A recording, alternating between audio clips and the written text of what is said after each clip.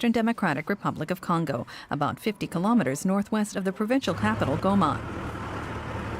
It's an area that has seen little calm over the years, with countless armed groups active in the region. More than 4,000 UN peacekeepers are trying to maintain some semblance of security. The conflict is fueled by the pursuit of valuable minerals, including gold and coltan. And it's the local communities that suffer. Canisius is lucky. His wooden shack has so far been spared.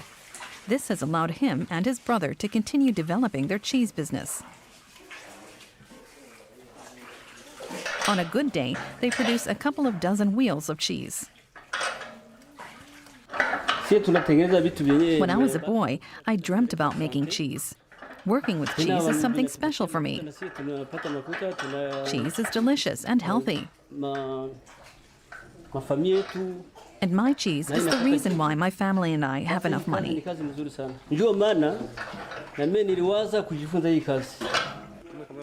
Belgian monks first brought the skill of making cheese to Congo. Before long, the local people developed a taste for this dairy product. But only a few learned the art of making cheese.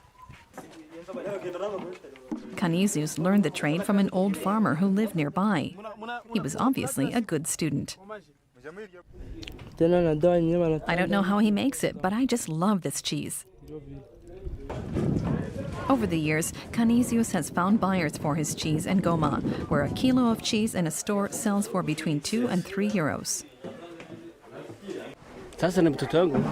I'm proud of what I've been able to build by making cheese. And I hope that I can pass on my skills to at least one of my children, who would then take over the business. Making cheese in the hills of eastern Congo is hard work. In order to transport his cheese to Goma, the farmer first has to carry his wares to the next road. 5 kilometers across the fields with 30 kilos of cheese balancing on his head. We'll take a quick break and be right back.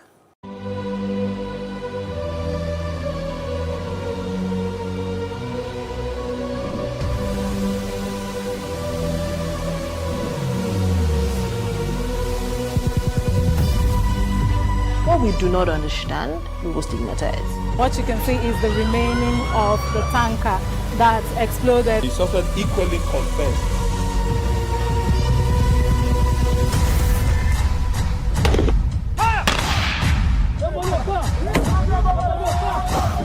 A 500 naira they collect them. If you no talk, they go beat you. Now 2,500 they pay.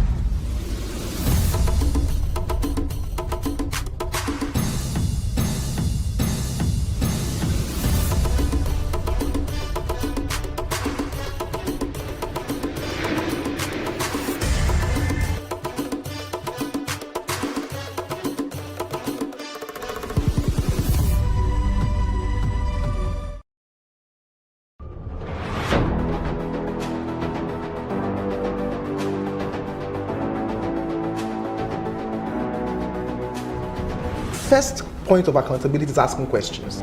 Hello and welcome to Plus Sports and Plus TV Africa. I am Udoka Njoko. Hi everyone, welcome to Plus Training.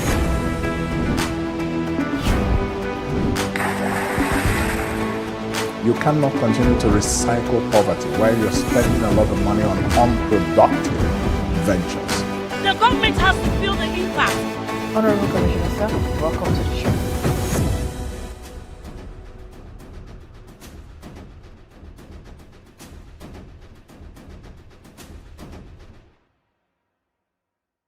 Thanks for staying with us.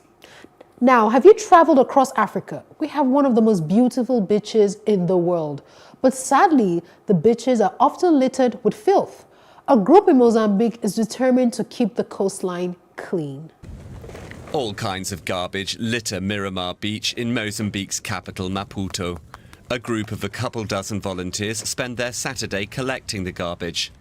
The man responsible for the cleanup operation is environmentalist Carlos Serra Jr. Since forming last year, the group has removed garbage from 4 provinces in 15 cleanup operations like this. They share the results immediately via Facebook and WhatsApp. When we first announced on social media that we are going to do a clean-up, no one cared. But now we've already done 15. And when we announce it now, people say, look, those people don't stop. So I'm also going to think twice before I throw my trash away. Trash obscures Mozambique's natural beauty.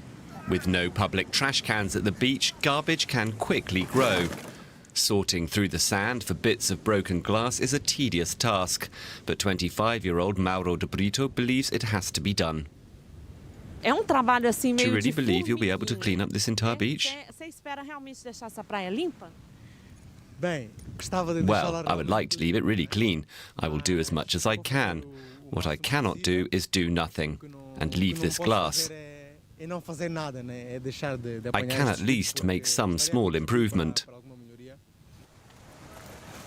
At the Mozambican Ministry of Land, Environment and Rural Development, Carlos Serra Jr. heads the legal team responsible for environmental policies and legislation. He says his work has become more effective since he joined the ministry in 2015.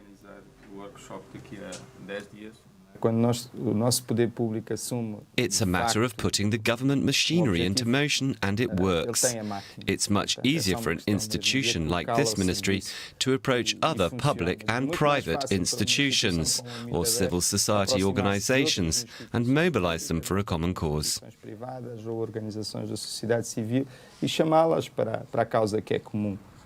Around 15 kilometers away from Miramar Beach, the mangroves which act as natural filters on the coast are also clogged up with trash. Carlos tells the activists that garbage not properly disposed of in urban areas has a direct impact on marine life once fish and other inhabitants of the sea feed on it. Activist and law student Leopoldina Gouveia reacted immediately. It was an instinct. I can't eat fish anymore. I just can't. I haven't got the courage, because to eat fish is to eat trash. Because the fish eat the garbage we throw into the sea. The animals eat the waste we throw away. Carlos Serra Jr. wants to change society's mentality concerning how people deal with waste. He wants Mozambicans to understand the value of nature and appreciates its beauty as he does. It is important to contribute to a process of change, to help people stop doing things the same old way, to show that doing nothing is very wrong. But it could take some time for environmental awareness to become the norm here. Judging by this weekend, the activists still have a lot of work to do to keep Mozambique's beaches clean.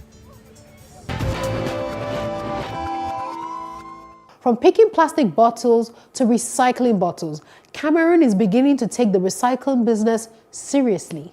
For most Cameroonians, it's just trash. But for Pierre Kamsouloum, it's a valuable resource. His plan is to introduce plastic recycling to Cameroon on a large scale. When we were children back in the village, we often sat around the fire and burned old plastic bags. They melted, and we made balls from that. But this is not about toys. By adding sand, the molten plastic is mixed into a paste and pressed into molds. Most of the people working here are youths from underprivileged families. They are learning a skill that will be greatly needed in Cameroon, producing cobblestones and slabs. This project is just some few weeks old, and there's a lot that needs to be accomplished. We lack breathing masks. I still have to find them. I want them to wear breathing masks, especially when replacing the filter. The project has been made possible by the man who was the world's best footballer in the 1990s World Cup. Roger Millar, who is now a soccer ambassador, is funding it through his foundation Cœur d'Afrique, or Heart of Africa. When you have finished your football career, you have to find something you can do.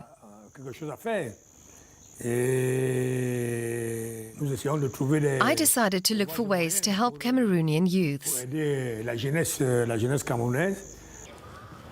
Millar has made his cobblestone workshop his flagship project. This morning he's taking around a friend to see the work that's been carried out. Georges Seba is a Cameroonian French pop star visiting the capital, Yaoundé. I saw a documentary on television about it and was very much interested to have a look. I think it's something that really needs to be supported. For years, Pierre Kamsolum traveled through Africa trying to sell his idea. Eventually, Roger Mila brought him back to Cameroon. Now, together with his girlfriend, he's looking for a house.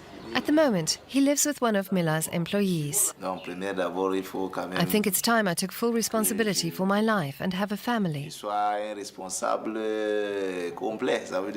The next step is that we would like to get married. Pierre's project promises more stability in his life. He wants to build dozens of such workshops across Cameroon. Eventually, he hopes, his idea will be used in all of Yaoundé's walkways.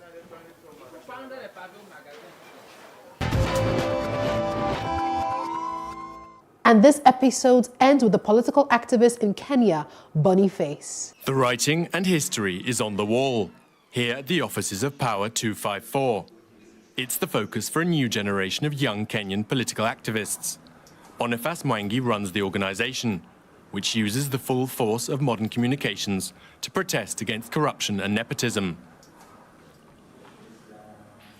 So when I started as an activist, I was alone. I was this artist, photographer, come activist who was doing things on his own. And I realized that if there was a community where people like me worked every day and interacted with other people, we could actually build a movement. More than 250,000 people follow him on Twitter. He uses the platform to target controversial issues and often criticizes the government. The 32-year-old is active across social media, but his work goes far beyond what he does online. He organizes discussions and also demonstrations. Most memorable protest that I'll never forget is Occupy Langata Primary School, where the deputy president of this country had grabbed a school playground to build a parking. And he went there to join the kids to reclaim back the playground. There were police officers who were armed. They threw tear gas at the kids, but the kids never gave up, and they came back and reclaimed back the playground. The social media base he's built up has given him a global reach.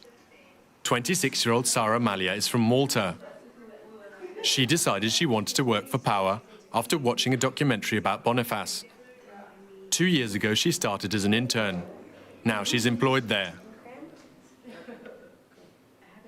Everything that we do here has a bit of an activist twist, you know? So how do you use social media for social change?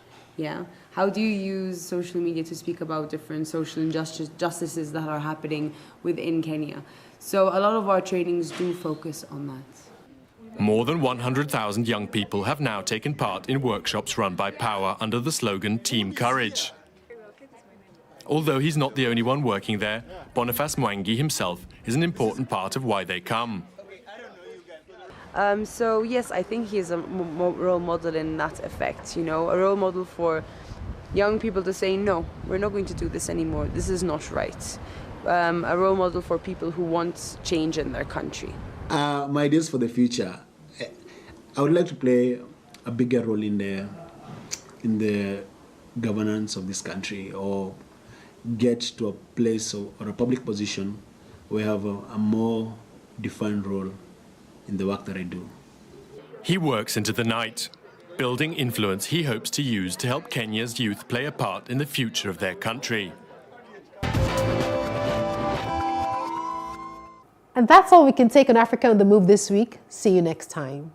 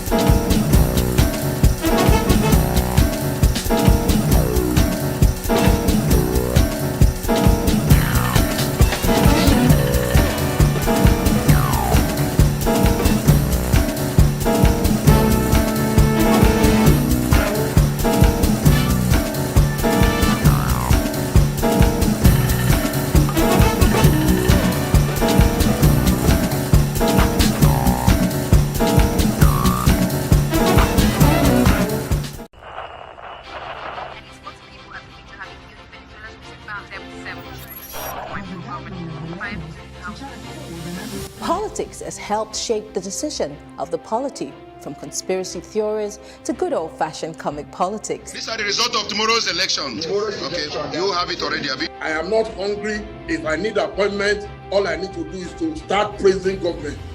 Plus, politics will fill the polls of the country, from friends to frenemies, even strange bedfellows, to clones and stooges. We go beyond the rhetorics and the drama to analyze the story behind the story. Let everybody come and say. The moment we stop having charlatans occupy political offices, we will curtail hate speech. Plus Politics, not just another political show. It's about putting you, the citizens, in the know.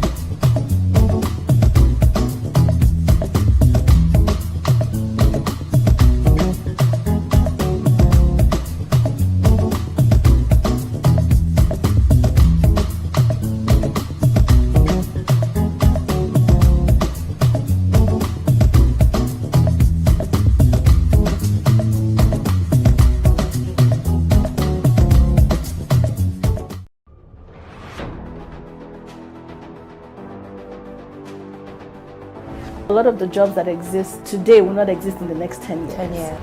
When I see people today shouting, we're not too young to run, we are ready to run. Ready to run to where? The people of excellence are, to a certain extent, being held ransom by idiots and bandits. Once you are in government, you believe everything you do is right. And once you are in opposition, everything the government does is wrong. And so it's time for us to take over power.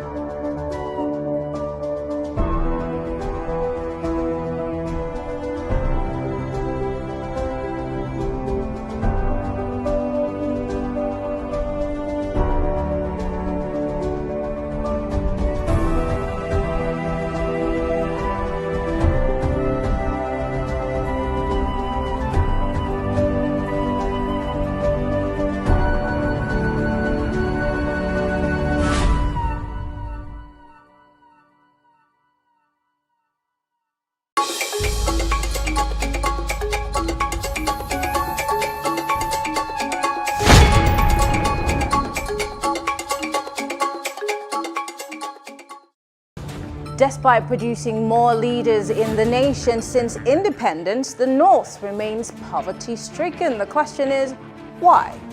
And governors past and present intensify plot to hijack control of the APC and the PDP. Well, this is Plus Politics, and I am Mary Ann Okon.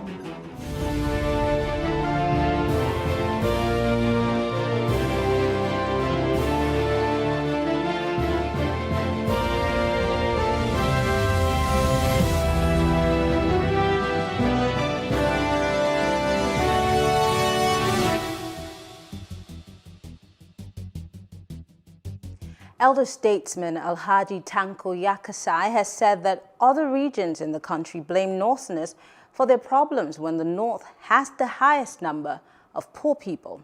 Despite having ruled the country longer than the South, the North is said to have a higher number of out-of-school children, higher poverty and illiteracy rates, especially with the Almajiri system. Well, joining us to have this conversation, we have Alhaji Shehu Musa Gabam. He's the National Secretary of the Social Democratic Party. And of course, we're also being joined by Salihu Tanko Yakasai. He's the Special Advisor to the Governor on Media in Kano State. Thank you very much, gentlemen, for joining us. Thank you for having me. My great pleasure. Thank you. So I'm going to start with you, Yakasai, of course. The elder statesman is related to you. But then in the past, some Southerners have accused the North of plans to dominate the seat of power over and over again, and leadership positions, making it seem like it was their birthright. But there has been other cases where the North has seemingly been in opposition to the restructuring that has been bandied around over time, especially when it's close to elections. And people feel that they do this because they benefit more from the system that we are experiencing or going through right now. But really, is that the case? Is the North really against the restructuring of the country? Or is it that they have different reasons for opposing the system of government that we are asking for? Well, I think to answer your question, there are a number of things that you put together and presented as well. You know, we have the issue of the so many leaders that the North have been able to produce, and then vis-a-vis the level of the economic situation of the people in the North is not in tandem with what is attainable in terms of the political leadership. And then you have the issue of the restructuring that you asked, which is an entirely different issue. It has nothing to do with the first topic that you highlighted. But to answer your question, which is on the issue of the restructuring, I don't think anybody is per se afraid of restructuring because there is need for everybody to be able to look at what is being presented in terms of restructuring. Up to now, this case has been made several times by a lot of people, a lot of leaders. That is, what are we asking for in terms of issue of restructuring? Nobody has been able to put forward their demands in terms of what they need to be restructured. You know, everybody is just more or less beating around the bush. So there is need for people that are agitating for restructuring to be able to define what it is that they are talking about in terms of the restructuring. There's also the issue of the legality of how this restructuring is going to take place. The only way that any amendment to the Constitution can be done is through the National Assembly. So if you are proposing any other platform which the restructuring cannot take place without amendment of the Constitution, so if you are proposing any other platform that will discuss the issue of restructuring outside of the legal institution that is the National Assembly, which is assigned for amendment of the Constitution, then you see you are going into a legal lacuna, because who has given any other body the mandate, the constitutional mandate, to talk about or to carry out restructuring? Because this will involve constitutional amendment. You have to touch some aspect of the Constitution for you to be able to restructure any part of this entity called Nigeria. So there is need for people that are agitating to be able to convince the rest of the country that these are their lines, these are their proposals, and it has to be channeled through the appropriate channel, which is the National Assembly, through the constitutional amendment process, which is the only legal institution that is allowed to tamper with the Constitution or make amendments, of course, after passing through the State Assembly. So I think those agitating need to be able to put this forward for the rest of the country to know what their plan is, so that at least the rest of the country can have their own input as to how the structuring can take place. I will come back. I'll come back to you, Mr. Yakasai, but let me go to Shehu. From 1960 to 2015, in no particular order, we've had several leaders, again, I reiterate, from the north, starting from Tafawa Balewa down to President Muhammadu Buhari, who's the sitting president. But then the records, I gave a statistic when we started this conversation. There's so much illiteracy in the north. There is a high number of out-of-school children. There's high poverty rates, actually, as we speak, and especially the Almajiri system. So I'm trying to ask, what exactly is wrong with the north? What exactly is responsible for the snail speed of growth in the north as compared to other regions of the country, being that there are several leaders coming from out of that region? It should be showing in the way of life of the people and the growth rate in the north. But so if that's not happening, the question is, what's responsible for that snail speed growth? Well, first and foremost, let me correct you. Poverty is a general problem in Nigeria. It's a general problem in Africa as a whole. It's not just particular to northern Nigeria. I've traveled to all the states of the Federation of Nigeria, so I have a pulse of the level of poverty that is affecting every state of the Federation of Nigeria. Number two, wherever you see massive poverty rate that's taking the entire environment, it is the failure of a very correct policy that can take care of the situation. The policy of the government over time have isolated the basic principle that deals with the education of an average citizen of Nigeria. The cost of education in Nigeria is extremely very high. The government was unable to liberalize the educational system to accommodate families that cannot afford to pay for their children's school fees, and create a system that can create some sort of empowerment for the parents to be able to afford and send their children to school. And in the north, there are two systems of education. Before the Western education, we had an Islamic system of education, which is virtually in every household in northern Nigeria. And they communicate through that system alone. You don't just have to be educated through Western education for you to be educated. Lack of speaking English is not a definition of illiteracy. But the poverty was high because the population of the north is also very high. And the policy to deal with that population, to create a job or develop a skill that will accommodate these citizens, was absolutely very, very low. Majority of those that are in power, including the governors, have no priority in giving a massive, priority to accommodate these children that are roaming the street, or also to empower the parent to be able to accommodate or send their children to school. So it's a failure of policy.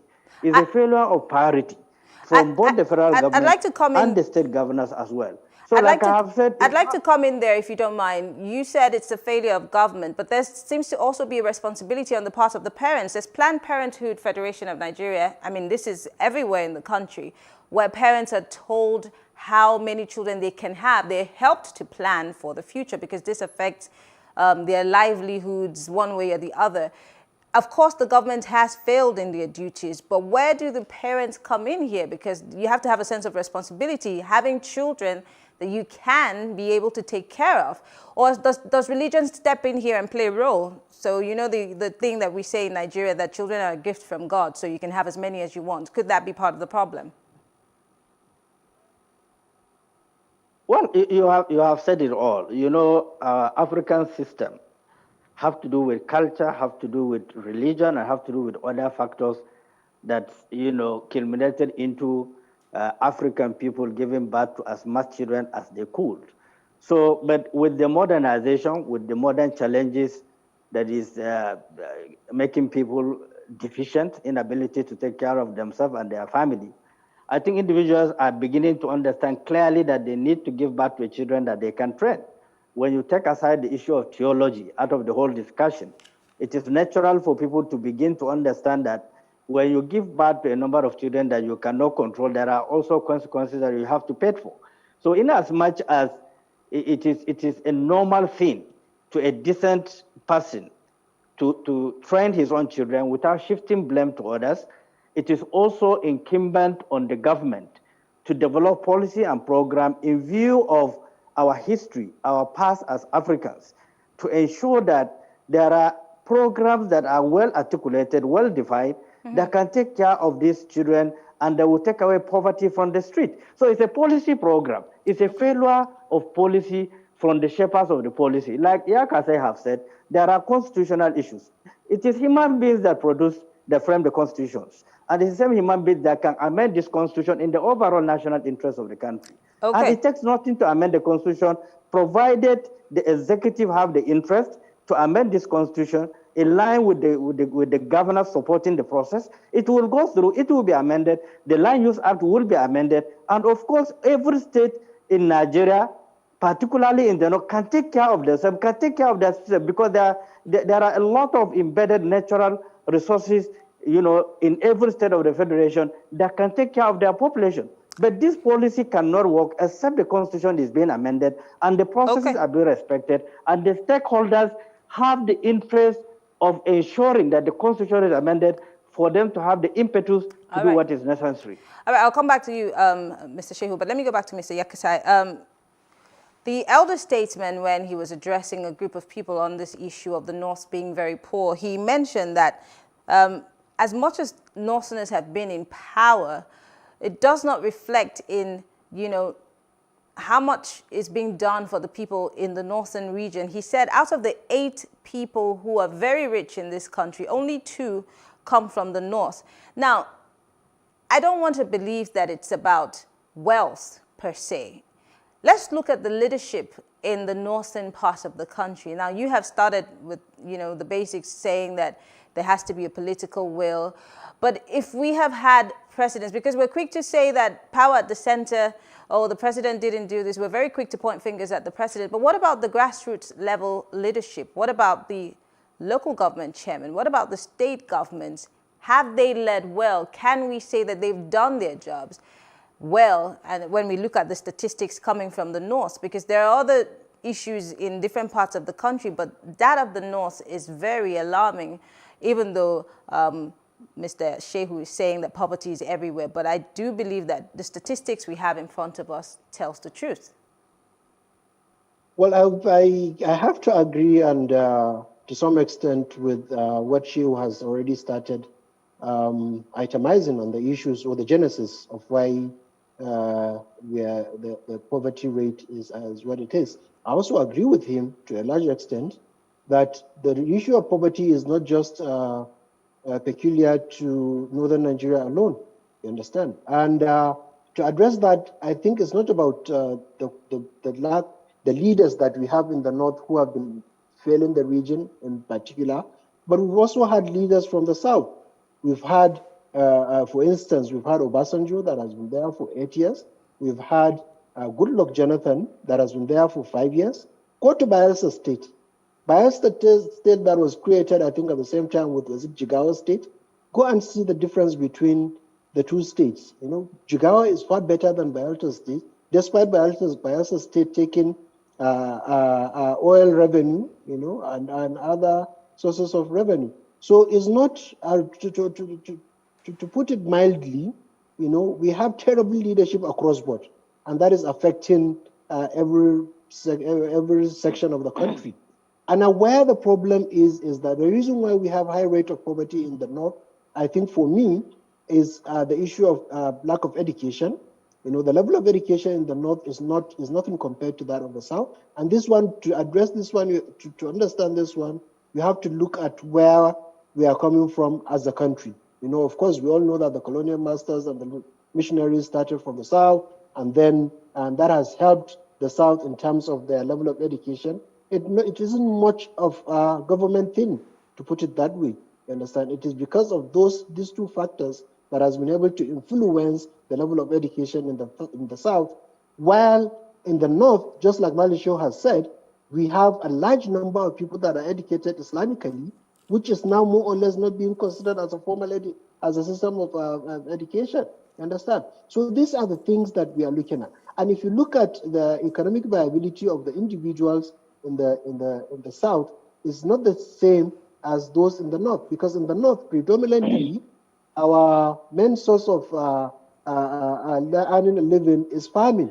And we have all seen, since the coming of crude oil in this country, we have all seen how farming is taking a backseat because it's not being done in a large scale that can be able to become an economic tool in the country as much. And why is it not being done in a large scale? The world all over, in fact, the likes of Singapore and Asia. In fact, let's talk about Southeast Asia. They are maximizing agricultural potentials out there. And we are supposedly an agrarian country, especially the North. Why are we not taking advantage of all of the technology and all of the facilities and information that's out there to grow our agriculture? Why are we still backwards in that regard? Because of the failure of governments. Subsequent governments have not been able to mechanize farming. It's not a question of lack of farming tools or the ideas or the seeds, that these people need to produce in large quantity, but it is the lack of government policies deliberately targeting large production, including issue of value addition to the system of farming in general. That is what has been failing the people. And this one, you cannot say it's just a northern leadership problem, because, like I said, we've had a number of southern leaders that have been there that have not taken Nigeria to the next level in terms of agricultural development. So the failure is that of the government in general. It is not of one, because as long as we cannot be able to engage in irrigation farming, all year round we wait for the rainy season to come. That's about 4 or 5 months in average. We do not engage in irrigation because a lot of majorly the governments are not putting more efforts in seeing that we cultivate our lands all year round. And this is affecting the production level as it is. And again, the lack of electricity is also hampering on the manufacturing sector, which is also by extension a value-added sector in terms of agriculture. So all these factors are all being put together to undermine the development of agriculture, which is predominantly affecting the North as a region against any other thing. Can I ask, can I comment quickly before I go to Mr. Shehu? You are obviously working in a government, and you have been saying that, it's failure on the parts of government, but you work in a government, you work with the Kano State governor. What is your government doing in this regard? All of the things that you've stated and laid out as some of the problems that are being faced in the North and leadership-wise, what is your government doing to change that in Kano State? We are doing a lot. I can highlight some of few things we are doing, but I'm sure the time will not be enough for me to highlight all that we have done in agriculture. But let me give you a few examples. When the governor of Kano State came on board about 5 years ago, the rice that we cultivate in Kano is just about, I think, 400,000 metric tons. And today we are producing over almost close to 2 million tons. So you can see the increase in terms of the rice production in Kano State. The wheat production has also increased dramatically. Production of tomato in Kano State has increased. We have Alhaji Dangote. He had to come to Kano and set up a tomato factory just because production of tomato has increased in the state. And the mechanization has also been introduced into it. But like I said, is just 5 years into his administration. 5 years is not enough to turn things around. You understand? You have to build on what subsequent administration has done. There has to be continuity. You understand? Because he came and met basically nothing on ground. When he came on board, the fertilizer blending company of the state was not operational for 23 years. He was the one that revived it, and today that fertilizer company is supplying fertilizer to neighboring states, not just Kano. We don't have any problem with fertilizer in Kano. In fact, we are getting urea from the federal government, from Morocco to the federal government for this company to be in operation. So in terms of what we have been doing is enough, is good, is commendable, but it's not enough. There has to be continuity. At least when the next government comes in after Ganduje, we want to see continuity of this positive strides in agriculture, but not just in Kano State, but in other northern states. If you want to fight poverty, you have to be able to modernize agricultural sector in the region. Let me take it from there to Mr. Shehu. Just picking up from where he stopped. Government, of course, we say is a continuum, but we fail to see that happen over and over when governments come and governments go. We keep talking about leadership failure, but what about followership? Mr. Shehu, you ran as a vice presidential candidate on the ticket of the SDP. What changes do you think that, or what would you have expected from the people? Because I'm now talking about followership. How have the people in the northern region been able to hold their leaders responsible? I'm not talking about just when they come and campaign, and we know what the campaigns look like in Nigeria. It's not necessarily the people asking questions. It's about people coming to say, I'll give you roads, I'll give you rapper, I'll give you money. What is the role of the average follower, the average citizen in the north, in terms of demanding for good governance, for good leadership, and the dividends of democracy? Is there any such thing so far? And have they been putting governments on their toes? Well, the greatest weapons against any citizen anywhere in the world is poverty. The moment you weaponize poverty, people will find it extremely difficult to exercise their right or their franchise or to complain. Because you have weaponized poverty, you have silenced them, their inability to react, or because they will be coerced or they will be intimidated. Naturally, you will find out that people are following the system very, very blindly. But I can tell you that the system is changing. Revolution is coming up very silently. Unlike before, in northern Nigeria, if one person have issued a statement, they will be just like, well, let's go. But it doesn't happen anymore. People are challenging their leaders, they are calling them to order, they are voting against them. So there's a revolution that is coming up. But in terms of how strong is that revolution? How powerful is it? Because, you know, there can be a movement, but if the movement is not strong enough to withstand the establishment, then it will just be, you know, one of those things that happens. I can tell you clearly that the revolution is very strong, is very powerful. I piloted one of the revolution that unseated a governor, and we brought in a government, and up to today is what is functioning in my state, in Bauchi State. Once we have a governor that is not performing, the people of Bauchi will vote him out. Certainly, there is no debate on this. So you have to enlighten the people. You have to bring their consciousness to understand their right, their fundamental right to vote, and that their fingers matters. If they vote person, the wrong person, which means they have to fast for 4 years. They have to wait for 4 years to change that person, except if the... Oh, I think we have a little person issue become with incapacitated. Hello? Yeah, we had a little... Let me go back. Let me go back a little bit to some of the statistics you have generated. I've been to Singapore, and I've studied their capacity, the vision of the leader who led Singapore into what it is to the 21st century country. I've also understand the pattern and the way the South Africa is going outside the late president of South Africa. So it's an African issue. It's a kind of sickness that we have in Africa. And the feeling of the leaders is that once the citizens are being empowered, they will be rebellious against the leaders. Unless these mentalities are being changed, that empowerment of people is strengthening the power of a nation.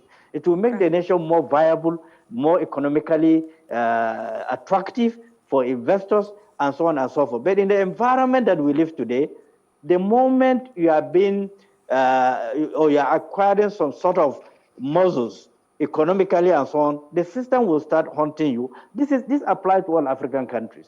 Unless the Africans change their mentality and allow the economy to grow for the betterment of the citizens of the entire Africa. Northern Nigeria as a whole is a fundamental block, and we have everything it takes to develop. There is no reason for poverty in Northern Nigeria. The moment a restructuring is allowed, the Northern Nigeria will go to every level, every society is looking forward to. Governors will be held accountable. They will develop their infrastructure in the state because they will develop resources to deal with the citizens of the state. So these are about policy issues and allowing the policy to function. Thank you, gentlemen. Unfortunately, we're out of time. I want to thank you very much, Mr. Yakasai, Mr. Shehu. Thank you for joining us live on this conversation. We will continue to talk about the North in subsequent shows, of course. And as you are in your different states, you obviously will be working to make sure that you change the statistics coming from your region. Thank you for speaking with us. Thank you for having me. My great pleasure. Thank you. All right. Well, we'll take a short break, and when we come back, we'll be talking about past and present governors. Yes, they're all working together to hijack the APC and PDP party leadership. Stay with us when we come back.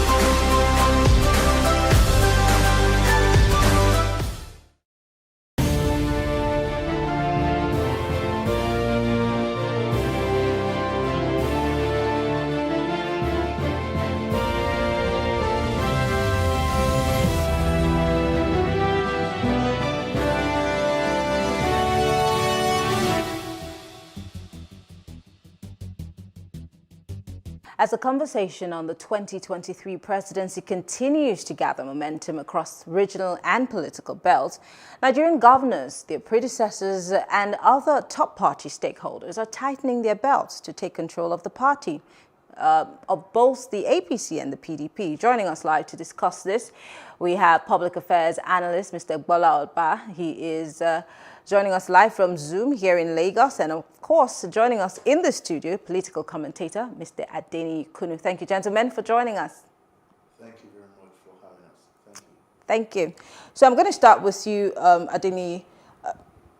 This is not necessarily new. When it's leading up to elections, you know, there are mergers, crisscrossing, sometimes crises in parties, you know, leading up to elections. But what makes this particular one so different that, you know, it seems to be stepping on the wrong toes? Because governors, sitting governors, we also have governors who have been governors, who are now senators, and of course the outliers coming together to form a mega party. Why does this look different? It sounds like an APC all over again, doesn't it?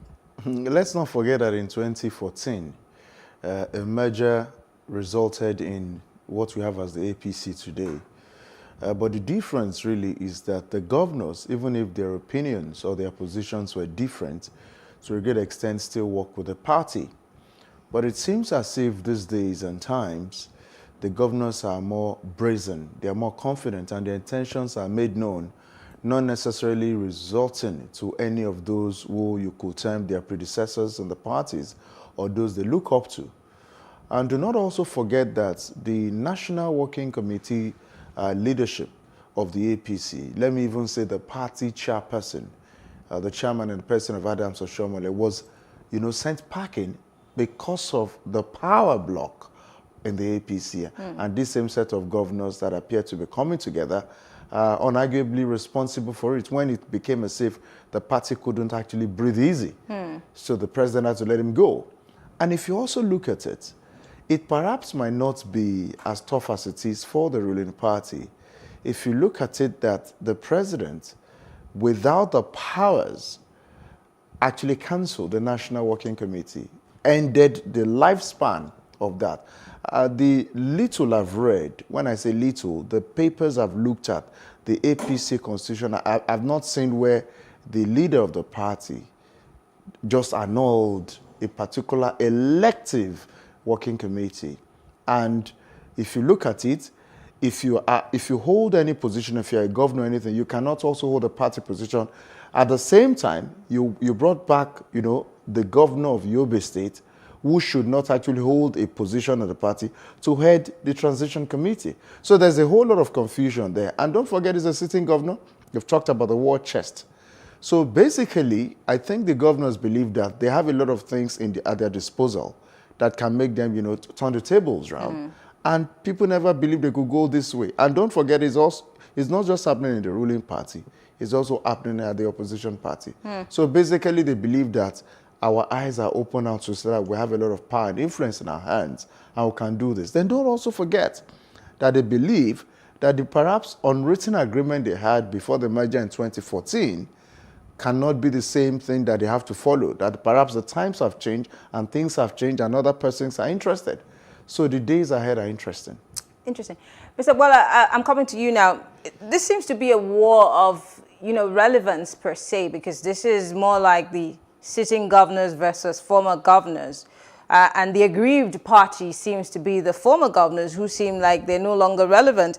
And the incumbent governors are tightening their grip, really, really holding fast to whatever powers are at their disposal. And the ex-governors are feeling left out. So my question is, do we need a new political party per se at this time, at this point in Nigeria's political life? Is that what we're looking for? Is that what will change? Is that what will bring the change that we've been pushing for? A new mega party, will that change anything for us? Or is it about strong politicians who necessarily have, let's say, the interest of the people at heart? If you change the parties, would you change the politicians? If you change the parties, would you change the partisans? Are we going to still have to play with this set of partisans? Because, if you really look at the question with due respect, change the nomenclatures of the parties. It used to be PDP and some other parties. APC emerged as a mega party, and APC, with all the changey mantra, APC is now evolving, or now practically just copying from the book of infamy of PDP. What is happening in APC now as a ruling party that is dramatically different from what used to happen in the PDP? We practice a plutocracy, and in a plutocracy, those who have the money, those who control the money, define the political space. The governors happen to have access to their state treasuries. So what is happening now? Have we not read it before? Is this not deja vu? But that's the reason. That's the reason I asked my question, because really, do we need another new mega party? Is that really what we want in this country? Bearing in mind that we hardly have what we call party ideologies in Nigeria, and that's why it's easy to see people crisscross from the APC to the PDP. So having another big political party with the same faces, what difference does it make? You've just answered your question. That's a conundrum. A conundrum is a question that has its own answer. Oh, I think he's frozen there. Embedded in it. That's unfortunate. But Adeni. Hello? Okay, you're back. Well, hello? You froze up for a bit. I said, if you change the parties, are we going to dispose of the partisans? Because these partisans are set in their ways, and their ways don't seem to be the ways of progress for this country. So I don't know, but the issue of mega party, that was the same agenda we had when it was being formed. Any dramatical change at this juncture? Absolutely none. Back to Adeni, just following up from where he stopped. So we do not need new political parties because we have the same people. There are no new ideologies per se. There is a movement. My last conversation has been talking about a movement, a revolution of sorts. But where are these people, these said revolutionaries? Where are the people, the strong men and women that have the change? And I'm not talking about the APC kind of change, the change that we all require. Why are they not the ones who are floating a new party? And indeed, we have so many political parties in Nigeria. Where are all those parties? We know them in name when it's time for the election. So what exactly do we need at this point in Nigeria's life? No, I just think that what is ultimate in all of this conversation is to consider where they plot the graph of the people. Because the conversation that we find is about some powerful governors, some retired governors, some politicians. The conversation doesn't have the Nigerian people. All they've been saying is the party did this, we have new idea. None of them has come out to really repeatedly talk about what should benefit the people, because they are talking about floating another party that will make PDP and APC less powerful. Nobody is talking about the fact that they didn't give the deal of the people to them, and that's the reason why they believe the people should be the one in control rather than the party calling the shots. So I think that people who fall into the hole that they create with all of this should actually stand very carefully to look at where things are headed, because as the year comes, we'll see much drama unfold. And don't also forget that when we talk about politics, usually we don't have permanent enemies or friends. Interest is the only constant in any kind of mathematics you put together in politics.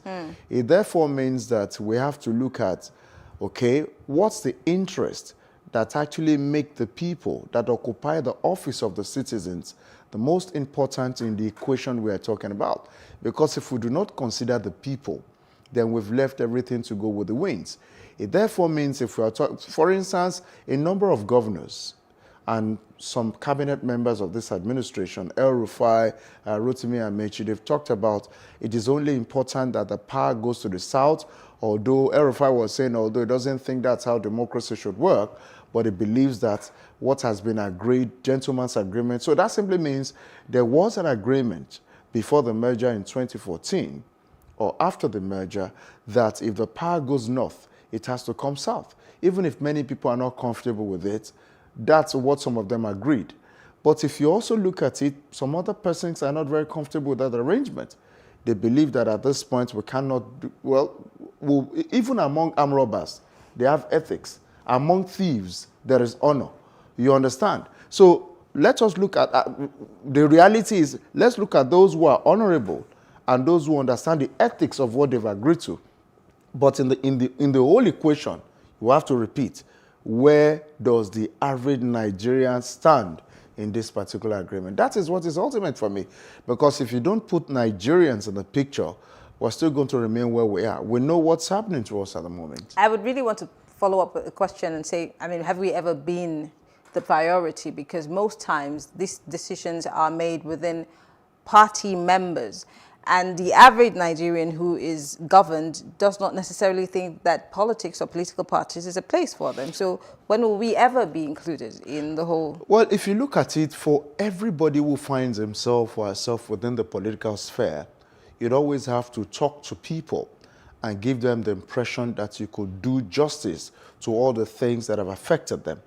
For the people who actually understand how politics go, from Jerusalem to Jericho and to any other part of the world, you'd agree with me that they will always come to talk to you about what they believe they can offer. And they usually go ahead to say, these are the things that we have for you. Now, I listened to some of your guests at the first segment of this program, where a man, I think the essay to the governor on media in Kano or something, was talking about the fact that in terms of restructuring, people do not know what restructuring means. It's being smart by half, because a state that is close to Kano actually has the governor, El-Rufai, who led a committee put together on restructuring. And it is over 2 years that they have come out with a report that has gathered dust that should have actually solved the problem of restructuring. So I think it's been, I'm close to using a word that shouldn't be, but as the essay to the governor on media, I didn't expect him to take everybody for idiots by saying that, because you put a question to him and he said people do not understand. And that's a big lie, because he is even a member of the party that set up a committee to ensure that they understand the definition of restructuring. So coming on global television as yours to tell a lie is something disgraceful that is said. So the reality is, let the party, it's gathering dust. 2021 is going to be 3 years sooner than later. So these are the issues and the insincerity that we'll continue to see. So let them tell us their own since they don't understand what restructuring means from simple definition. They went ahead, they formed the committee headed by El-Rufai. He has come out with a report. They are keeping quiet again. I'll come back to that. Mr. Bwalaba, there are so many alliances going on as we speak. Enemies who used to be enemies before 2019 are now becoming friends. I mean, people are even going quietly to make peace. Reconciliatory moves. We saw recently that the former governor of Lagos and the party leader for the APC, Mr. Bola Ahmed Tinubu, has said that he's reconciling with all of the people that he has had issues with, and of course making moves.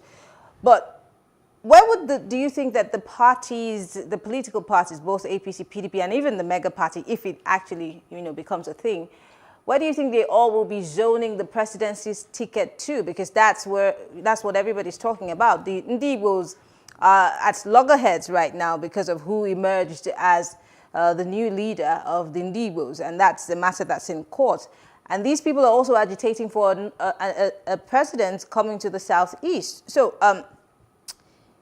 is it just going to be about whoever the party fields, or should the parties now start considering who really should be leading Nigeria at this point, being that we've tried everything else?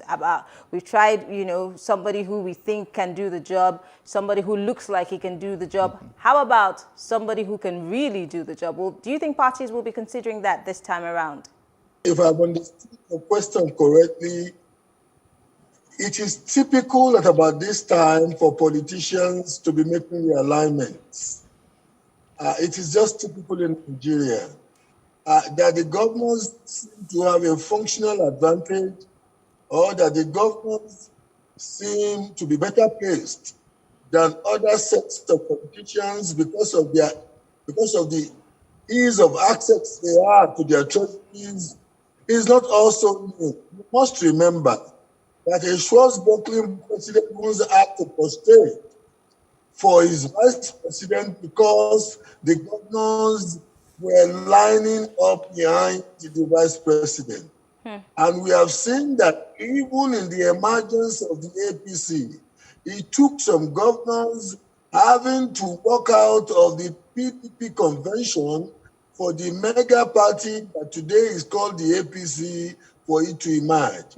So I am one who is not surprised at anything that may be happening between the parties, be it the APC or the PDP, and I'm one who is not particularly shocked too that the governors may seem to have a pole equal advantage of the sword.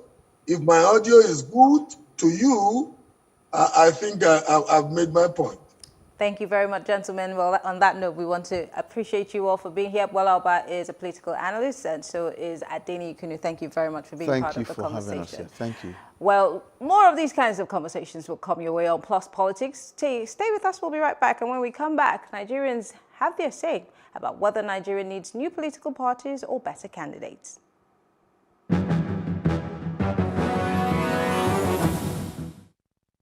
We need a better candidate. I don't think we need a new political party. If we need to reshuffle, I think they need to get new young people to rule Nigeria. What we just need we need a youth. Let youth come out and see what youth can do. But all these people, I don't think they have anything for youth at all. Only my advice for them, though, we need a youth. At least, yeah, for governor or president. Well, for me, I believe better candidates is what we need. It's not all about party. Because I think the parties we have now, the popular parties we have now, have nothing to deliver. So we need personality, not party. Somebody who actually can, do it, take us to the promised land. Not really party this time around. Yeah. Honestly. New political parties should be fine, though. Should be fine. I think it should change change different, as in a different set of political parties. Let there be change. You understand?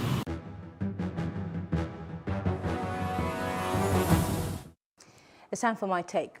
Governance and leadership is about the people, which means those to be governed have to be top on the list of politicians' priorities. But in our dear country, Nigeria, the case seems to be different because politicians are most interested in their self-interest than serving its people. So I say to every Nigerian, as these politicians as trash, follow us on Facebook and watch our shows on YouTube. Have a good evening.